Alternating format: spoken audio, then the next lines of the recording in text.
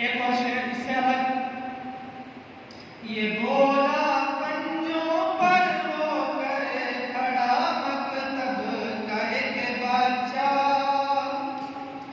ये बोला पंजों पर रो कर खड़ा मकतब का एक बच्चा,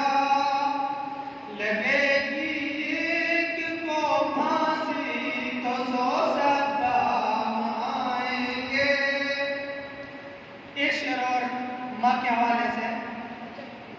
हाथ तोड़ पाँव तोड़ ऐसे यार भाई ध्यान कैसा हो, तो यूं ना समझे कि तरतीब ना करो, वो कुछ पत्रों में काट कर बहरहाल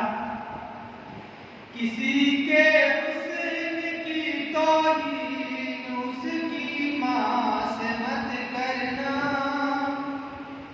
किसी के हुस्न की तौहीन उसकी माँ से मत करना। कई को कड़ो कैसे हो, माँ तो चांद से ज्यादा प्यारा लगे, चांद आज ही टूट जा भले लेकिन बेटा अच्छा होना चाहिए, तो चांद से ज्यादा लगे। किसी